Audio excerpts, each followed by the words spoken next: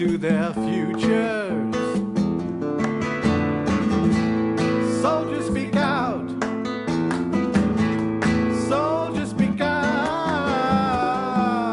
Soldiers speak out. Soldiers speak out. Soldiers speak out. Soldiers speak out.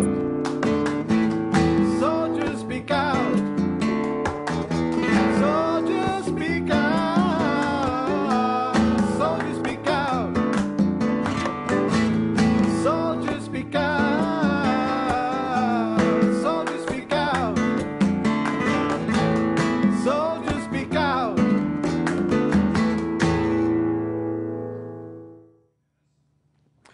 Welcome to Soldier Stories, Paths to Healing and Return. Soldier Stories is a series of programs produced by the Rachel Corrie Chapter 109 Veterans for Peace. I'm Dennis Mills, one of the founding members. This program offers the opportunity for veterans to tell their stories, to speak about their combat experience and how that experience has changed them and continues to influence their lives. Equally important, Soldier Stories informs our viewers what the nation asks when it sends men and women into combat. The viewer will learn about the choices humans must make. Today I want to welcome the crew that we have tonight, James Bowers, who is a veteran from the Vietnam era, and also Mark Fleming, also from the Vietnam era. And with us again is Cheryl Daly, who is a mental health therapist.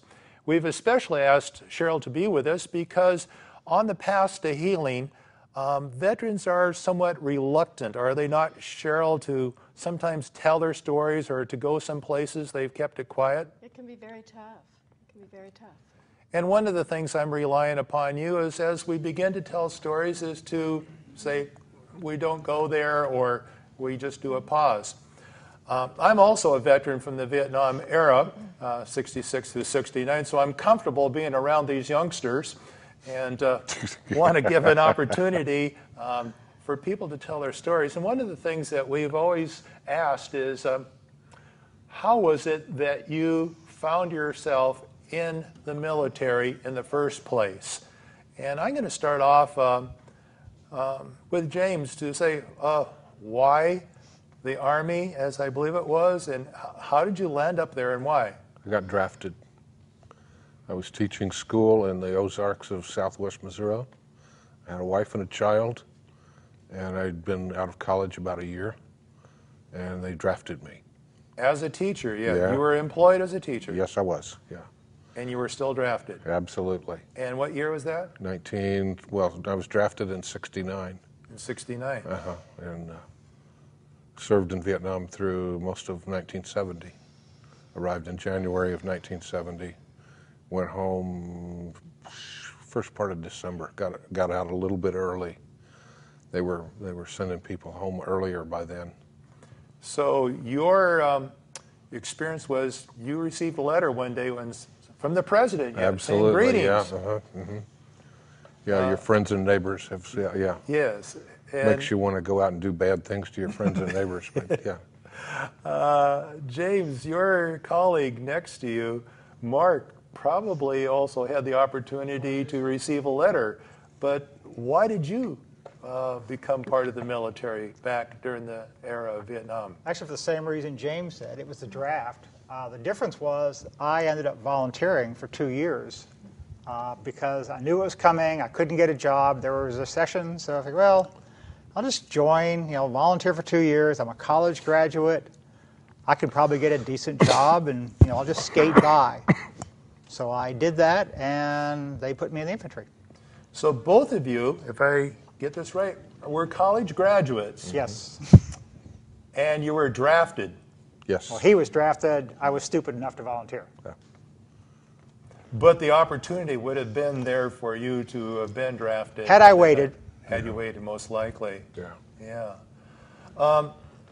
So you were both entering into the service. You were drafted. You enlisted because that was a better option for you. I thought. At the time. James, tell us about, we all went into basic training at the time, but then we had some limited choices. What were some of the choices you were looking at? Well, I was offered a chance to go to officers candidate school because my test scores apparently were pretty high, except for one. They wanted me to retake the section on attitudes and beliefs over again.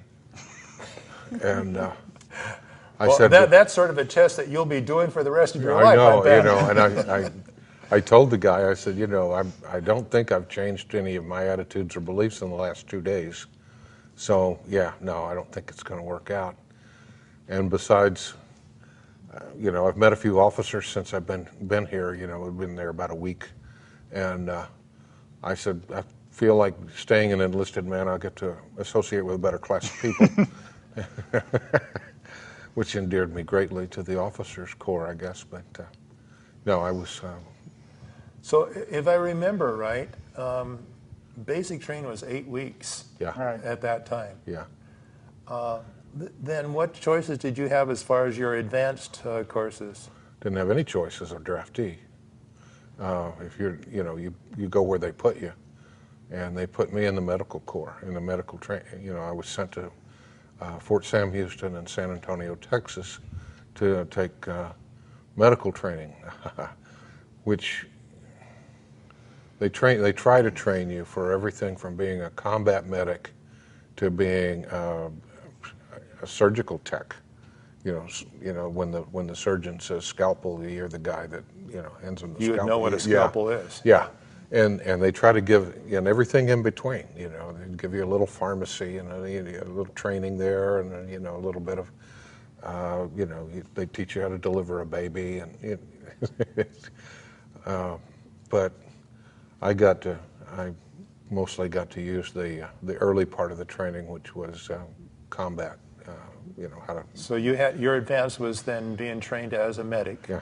Okay, and you had a different route though, as an enlistee. What did you choose? Well, I was a 2-year enlistee, which meant I had no choice. So I was in the same boat as James was.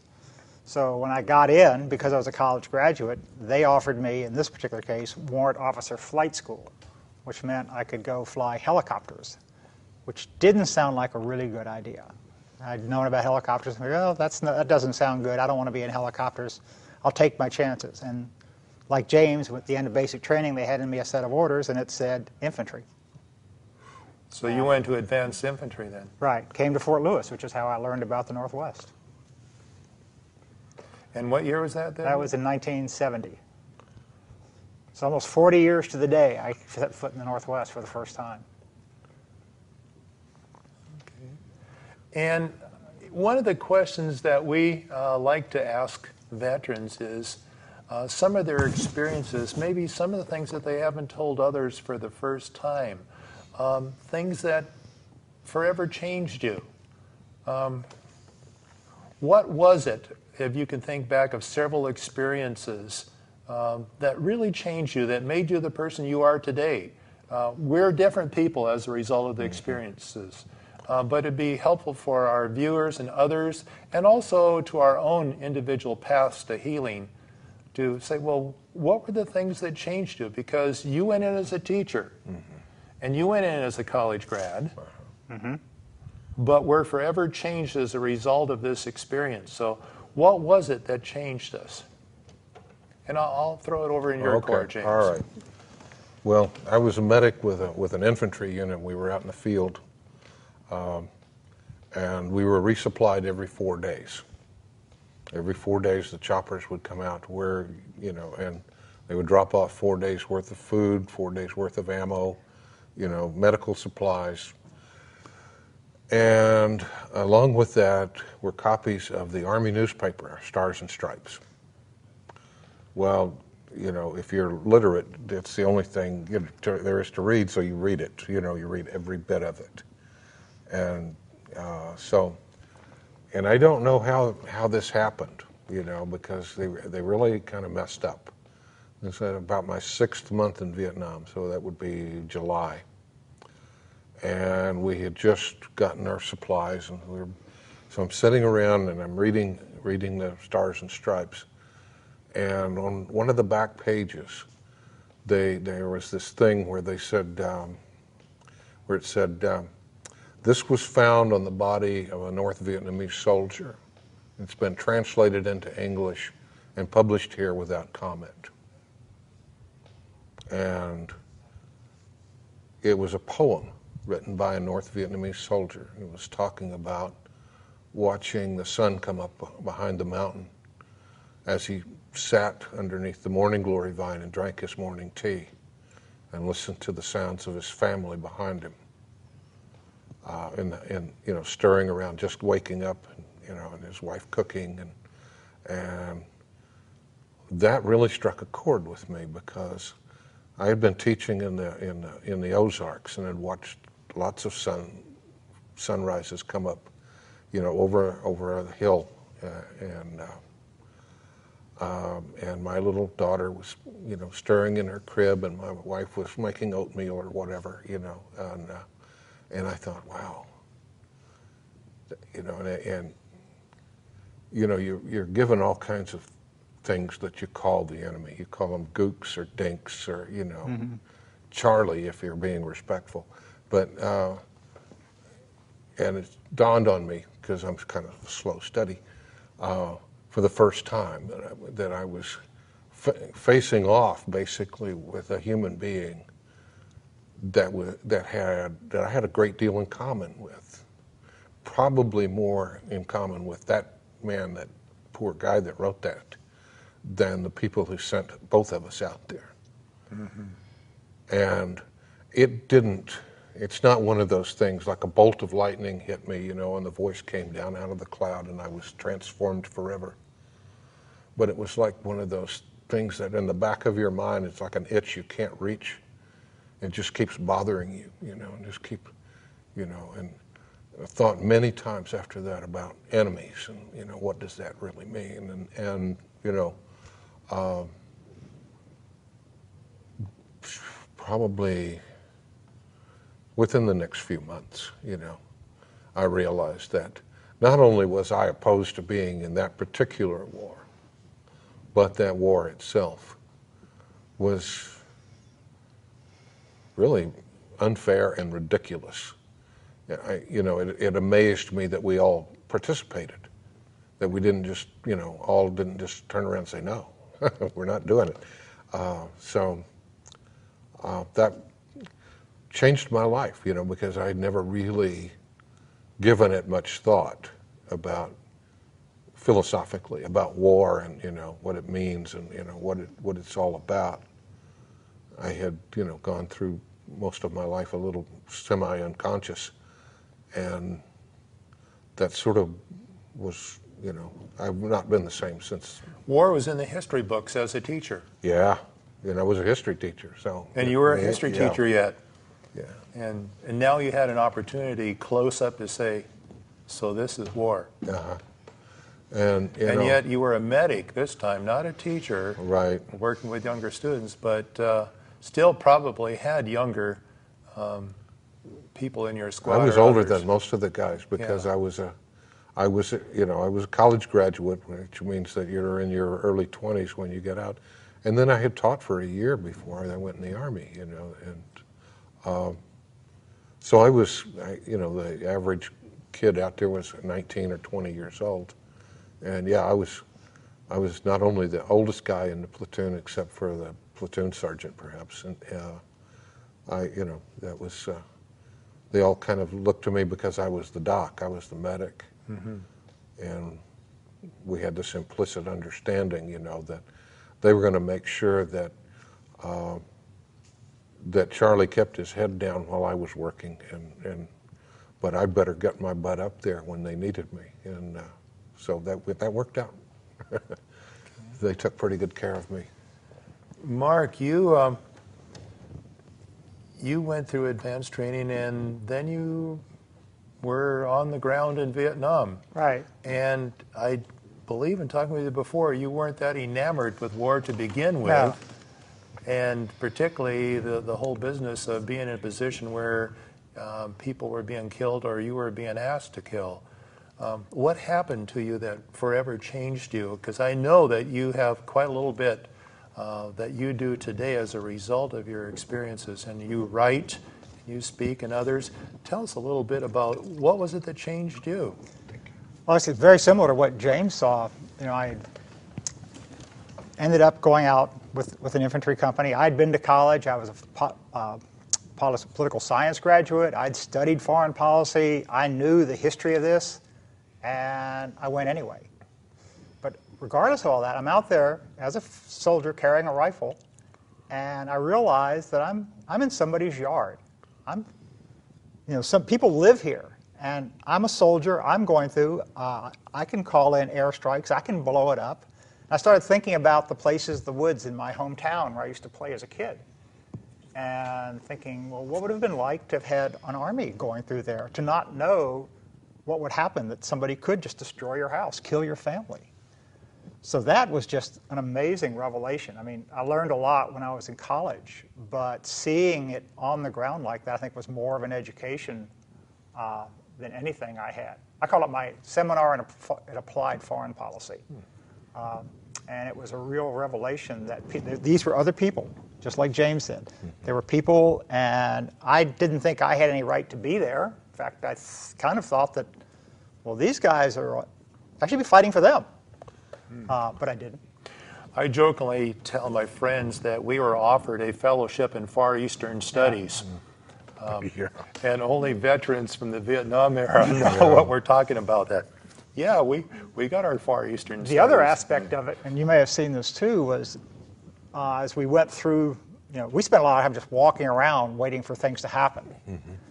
And on one valley, we found all kinds of food caches. And I'm thinking, here we are, the army of the most powerful country in the world, and we're chasing folks that hide their food under rocks in the woods.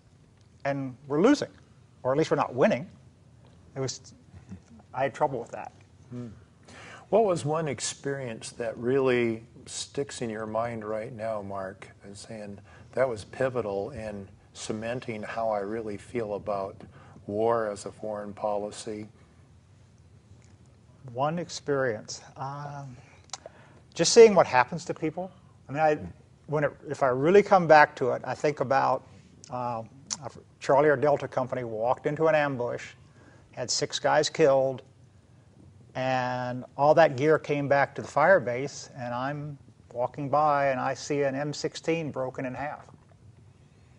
I still see that. And that's how granular it is. It's just that simple. And also the fact that anything at any given moment, your life can end. Yeah. Or if you have a friend, that friend can disappear. Now, I was very fortunate that neither of those things happened, but that's with me. Cheryl, you had an opportunity before we started to tape tonight to talk with these 2 vets. What were some things that you learned or asked of them that maybe you can give us a hint of? That I could bring in. Well, yes, I did get a chance to talk to these guys before, and I think we could have talked for hours. And it was really wonderful for me because I thought, gosh, I'm just going to sit back and listen as they exchange their stories. They've got so much in common, having both been in the same war, different times, different parts of the country, as it turns out. Yeah. But some great stories about how their experiences, even though they were different, brought out some similar themes. And I'm hearing both of you today saying that, well, you used the phrase, James, that you felt like you had gone through your life semi-conscious up to that point. Right. Yeah, and you thought it was a seminar in applied foreign policy. Applied foreign policy. And I think you guys have the stories that you are telling here. We're all kind of semi-conscious. Those of us who haven't gotten to have that applied foreign policy, haven't had to have that applied foreign policy and look it in the face and see what it really is. Gosh, we need to know. That's the only thing I think that's going to motivate us to, to do something different. And I don't know if you've had this experience, when I came home on leave or when I came back, I want to just scream at people saying, there's a war going on. People, my friends are over there getting killed. Yeah. And that's happening now, and I see people just wandering around. They Going live shopping. life as if it's normal. Yeah. It's not. Yeah. Yeah. Yeah. And I know, Mark, that you work today counseling people that are active duty as well as veterans, and that comment is so true. I mean, you and I do counseling for GI benefits counseling, and we come across people like, whoa, Vietnam was hard, but this is a whole different thing. Yeah. And actually, it really is, because I only had to go one time. I didn't have to go back time after. I know I wouldn't have gone back a second time. Yeah. They used to be really good about that, though. I have to, the one virtue I think that the military had, when you went to Vietnam, you knew you were going to be there for a year, unless you voluntarily extended for a promotion or an early out once you returned to the States or whatever. You were only going to be there for 1 year. And they would send a helicopter out to the field, out to the woods, and pick up guys that were due to go home. And if it was their day to go home, they went home. And now didn't come back. now they have the stop loss crap, and these poor guys are doing 2, 3, sometimes 4 tours. And boy, I think we haven't seen post-traumatic stress like they're going to have. We know now that repeated deployments does increase post-traumatic stress. Well, and today when I was at Coffee Strong, which is a GI coffee house off of exit 122 off of Highway 5, right at the exit for Joint Base Lewis McChord. I'm still getting used to saying that word instead of Fort Lewis, but one of the guys was talking about the number of tours, and we made the comment that the war is over, and we both sort of had a laugh, and he says, the combat troops are coming home, but they're just changing the MOS type of thing for whatever it is, so 50,000, 75,000, a new name tag, whatever the case would be, but they're still going to be in harm's way, regardless of where it is. When I arrived in January of 1970, we were in this rear area before we got sent to our units and deployed out into the field, and we had heard all these newspaper stories and on the TV news and everything about how the war in Vietnam was winding down and how units were going home, and all of this, and the guys that were there said, "That's right," says, "we're just ghosts here. We're not really here." And what they were doing a lot of the time, they'd take the guys that hadn't been there for their full year, and they would just, if they were like 82nd Airborne, they'd just move them over to the 101st, because the 101st wasn't going home. Right. And when the 101st went home in 1971, they all came to the 1st Cav. Yeah. So they just kept rotating. Oh, yeah. If you hadn't done your year, well, then you had... In fact, we had people, guys would write home to their folks and get letters back, and they would say, this is 1971, the president says the war is over. We don't. Why are you writing about this? I mean, they weren't quite calling their sons liars, but there was a sense that Americans thought the war was over. And the casualties dropped. I mean, in 1969 they were high. In 70 they dropped. In 71 they even dropped more. So, but even in 71, it was like 200 guys a week. Yeah. Is that right? Or a month? Okay. Tell us about some of the experiences that you had as a medic that are sort of ingrained in your mind, and sometimes whether you want to think about it or not, those images are there, and war was the result of that. Well, I remember my first impression of during a firefight, I had to go up and every time you heard, you're out in the woods, every time you hear a shot, somebody yells, "Bring up the gun," that's a machine gun. And medic, and it's like one long phrase, bring up the gun, medic, and so, I went up there and I saw my first ever bullet wound, and I hadn't been in Vietnam very long at that time. And, this was no longer training. This was the real thing. No. The thing that struck me was that I expected to be horrified or terrified, and I was terrified. It just seemed so unnatural to see a hole in someone. I don't know, it wasn't, I hate to think that I'm a person that doesn't have enough empathy to go, oh my God, but it just struck me as somehow against the laws of nature, that man should not have a bullet hole in his forehead, and yet there it is. James, the time that you were there almost a year, Yeah. did you ever become desensitized around you for your own mental health or protection? Of course. What did you do you were in a combat situation where you didn't know if you were going to survive or not, and others weren't, and yet you are the medic and responsible for them.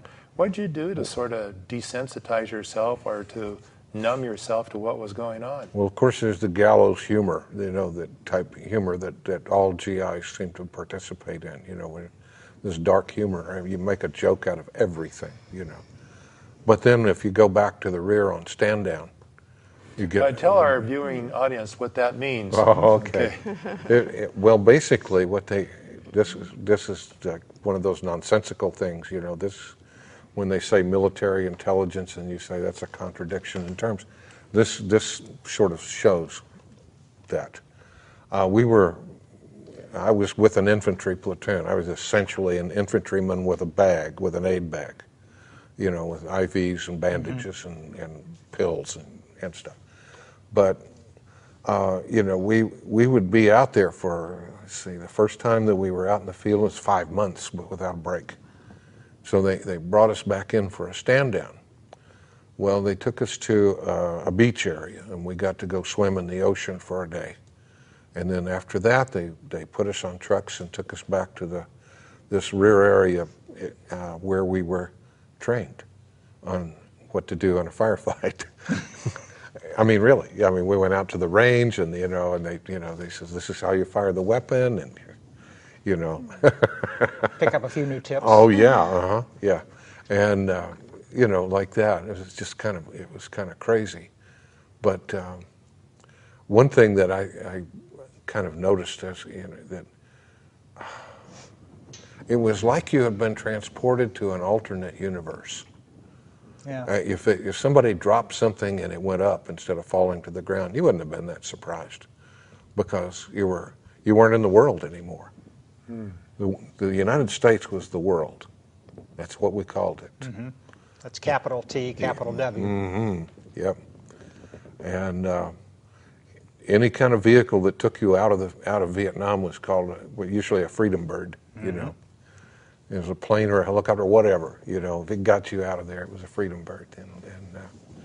But that whole, and I've heard a lot of people that I know of that were from the Vietnam era talk about, you would have believed almost anything, it just, because everything was so weird, and every time you saw something that reminded you of something like in the States, like I saw a plant that looked a lot like a milkweed, and was fairly familiar with that plant, and I go, wow, a milkweed. In Vietnam. What's that doing here? It's like going to Mars and seeing a milkweed. Yeah. So James, you were earlier when we were talking. You talked a little bit about what happened to you when you came back, and I don't know if you know, but for medics, the PTSD rate is really high because you're the ones that are first on the scene, and you've got to do something about it. Yeah. And so earlier you were talking about some of the ways that you were able to process that. I don't know if that's something you want to. Well, yeah. One thing that I did was, consume copious amounts of alcohol. That doesn't really help you cope, but it helps you Get you by. Yeah, and gets you through the night, so to speak. But you just mentioned the word Vietnam. I was in graduate school when I got back on my GI Bill, and. If you wanted to end a conversation, if you just wanted to kill all the fun that was going on in a room, all you had to do was say the word Vietnam, or when I was in Vietnam, and within 5 minutes, you could easily be in that room all by yourself because people would find a reason to go somewhere else, just kind of drift away. It was kind of crazy, but there were several of us in graduate school on our GI Bill. And so we kind of hung together, a little bit. And that was very helpful, because only vets understand, really what we did and what we went through. And I actually had a similar experience in that I wanted to talk about it, this intense experience. Did you get an opportunity to? Oh, some. I mean, I kind of forced people to listen to me until they could, I guess, gracefully get away. A friend of mine says there are two types of Vietnam vets. They're the ones that never talk about it. They're the ones that don't stop. And I'm the one that doesn't stop. Well, you both write and speak about it, too. So in that regard, I was able to at least process it. But James had also talked about that unreal world that you're in. And it's just that the sense that you can actually survive in this world makes you think, not quite you're Superman, but that you can do just about anything. I mean, until you get killed. But if you get by, it's like, this is okay. Charlie got hit, but I'm okay, so it's not my time. And you kind of just get the sense, well, if it happens, it happens, and if it doesn't, then I'm okay, and we just live with what happens. That's until your last month. Yeah. Your last then month. You become overly cautious. Yeah. Right. Well, You don't care how hot it is, so you button your shirts down here and up here, because, when I was first there, well, we'd run around without our shirts on half the time, and you could always tell the short timers because they were buttoned up. Boy, they had green everywhere they could, put it. And to blend in with the woods. Well, I have pictures of GIs actually hanging their laundry out over barrels of Agent Orange and being in there, down to the skin, and drying their clothes, putting it on top of the barrels of Agent Orange yet. Yeah. Which, as Mark and I know, is one of the things that the veterans who have been in Vietnam are subject to a variety of compensation issues that relate to being exposed to that product. Now, my experience leaving the country was a little bit different from James because I was fortunate enough to get that all desired rear job about halfway through my tour. They made me company clerk. So I finally got to skate. So I went back and I had a roof over my head. I actually slept in a bed, and I had to put up with lifers, and that was kind of a pain, but beat getting shot at. So my last. So what does a company clerk do in wartime? Oh, you fill out a lot of forms. Kicks back. You put up with all the BS that goes on. But most importantly, the thing that I'm proudest of is whenever guys came in from the field, whatever I could do to keep them from going back, I would do. You go home on leave, and you didn't show up on the day that you were supposed to, I would just keep changing the date for a few days. And if I knew that the resupply chopper was going out on a Wednesday, I made sure they didn't get back until, don't show up until after that chopper goes, so you get 3 more days. So you could put, we little call ghost it time. shamming. Okay. And you could arrange that. If somebody had one friend who took a leave to Thailand, except they never left. Just signed out of the company and then just hid out. In Benoit, you could do that. But I was able to get him a meal card for the mess hall. He could go to the mess hall and just kind of get in and get out before the first sergeant would see him, that sort of thing. So that was the fun part of the job. I really enjoyed that. Yeah, the grade of medals that you get for being there and for whatever happens to you while you're there depends on the eloquence of your company clerk. And the other thing I achieved was, 1st Cavalry had this deal where anybody who was an E5, a sergeant or above, would get a Bronze Star for service. Just automatic Bronze Star? Just for being there. And anybody E4 and below got an Army Commendation Medal. Yes. My sense of egalitarianism was offended by that, so I just started passing out stars, huh? I just put people in for Bronze Stars, and they just went right through, which is how I got mine. Well. So I don't know how much more time we have. I know we're coming short, but I would like to offer a little bit of a challenge. I know earlier we talked, when we talked, you shared about how sharing your story repeatedly with someone who was able to listen became a really important part of your healing process. And I feel like that might be something that's important to share just for some of the people watching who might not have made that connection. Well, when my post-traumatic stress surfaced after about the 10th year after I got home, I started having nightmares. And not so much about what had happened, but things that I was afraid would happen while I was there. Some things that I dreamed about had happened, but some things I was afraid, deathly afraid of being separated from my platoon out in the woods. And boy, I would have that dream hundreds of times, it seems like, Well, the woman that I was dating was a licensed clinical social worker and an excellent therapist. And so I had my own private therapist 24/7, she would sit up till 3 in the morning listening to me, or sometimes help me write it down, and ask questions to keep it going, just to bring it out. And very, very helpful. She's probably helped more than anything just to get me Well, through it's that. important, as Cheryl mentioned, to note, too, the PTSD you didn't experience until 10 years or so. Now, Mark, I know that you now receive compensation from the Veterans Administration. Right. And when did you notice that something's not right and you were able to file for benefits?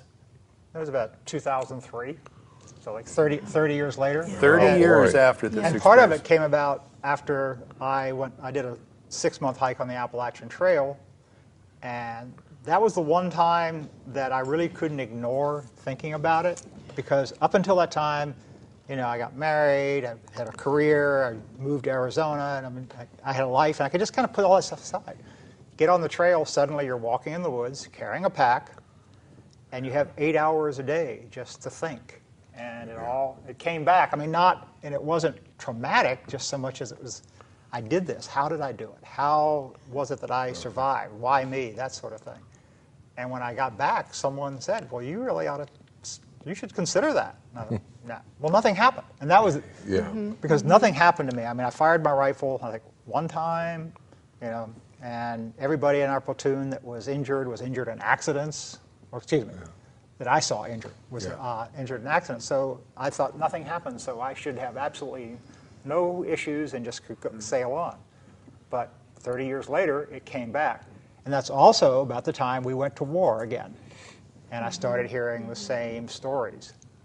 And so I kind of thought it was a joke. I didn't think they'd even consider it. And they Actually, our present wars are one thing that's really drawn out that PTSD experience in our Vietnam veterans is just watching what's happened.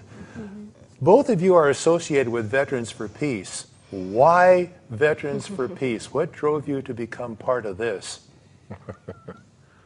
Okay, Mark, go ahead. Because it's veterans speaking out. I've been a member of Vietnam Veterans Against the War since I discovered that they still existed in the 1980s. But they're not as active as Veterans for Peace. And when I was in Phoenix, I met other Veterans for Peace, and we started speaking out as veterans, because that's the one thing I can do.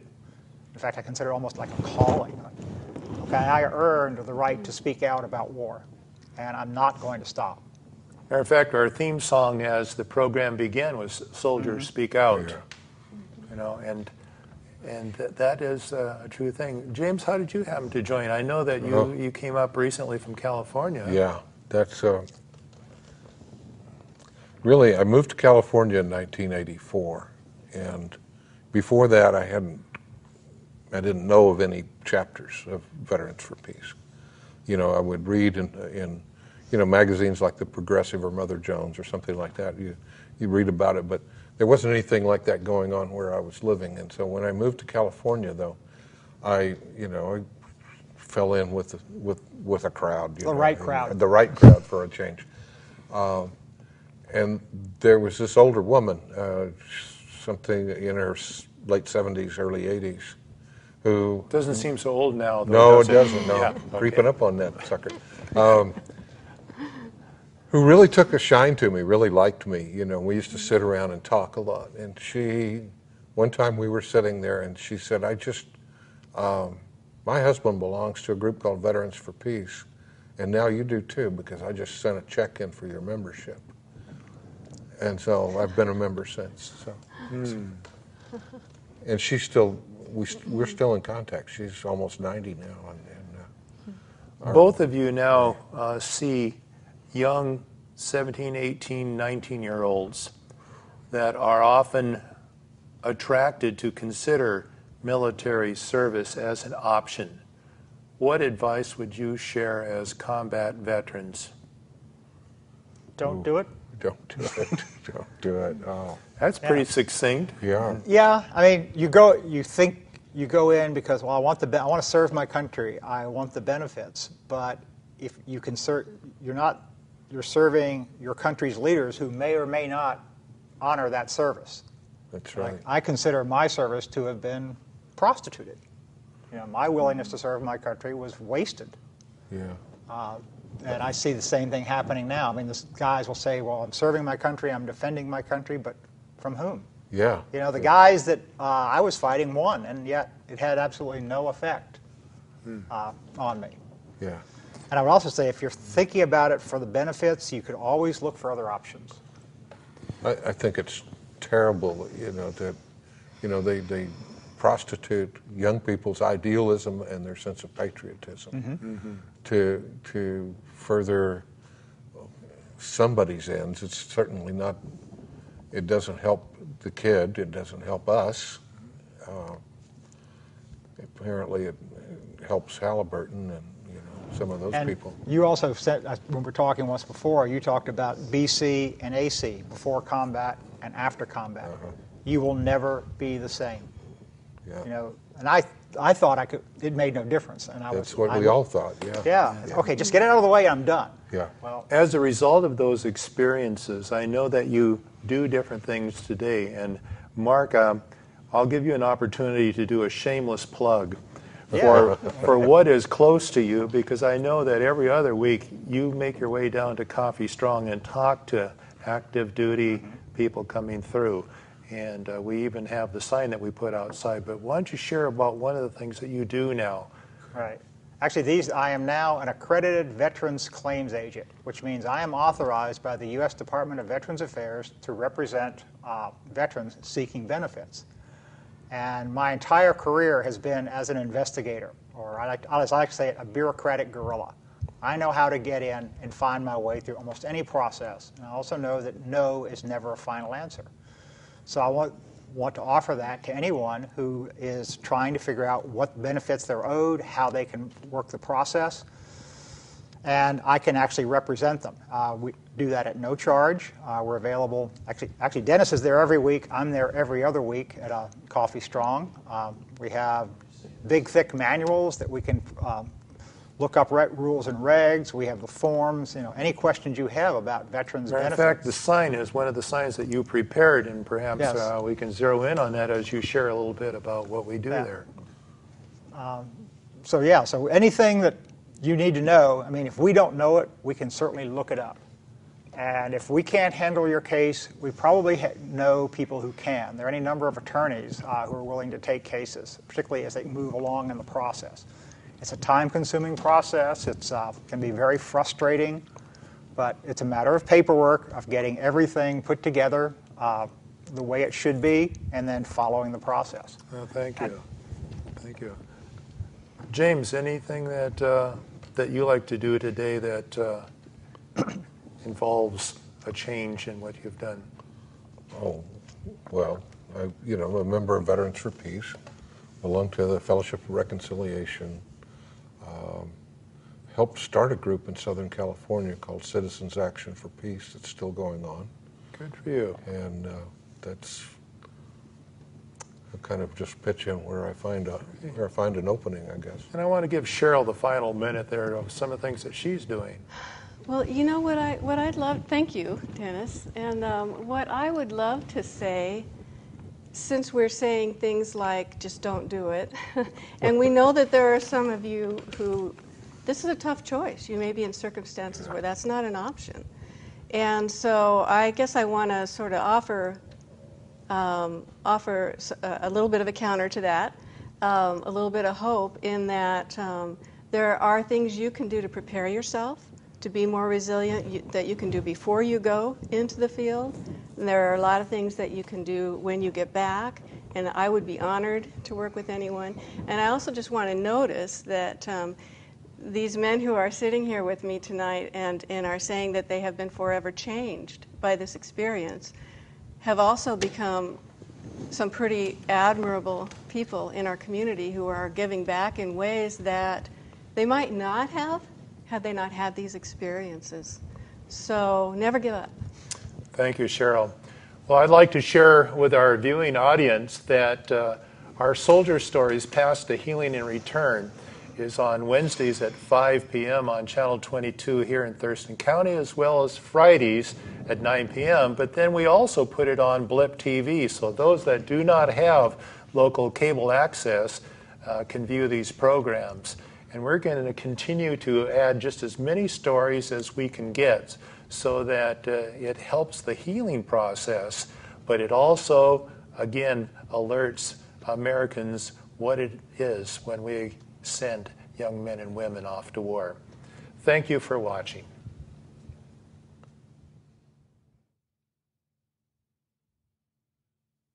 Soldiers speak out.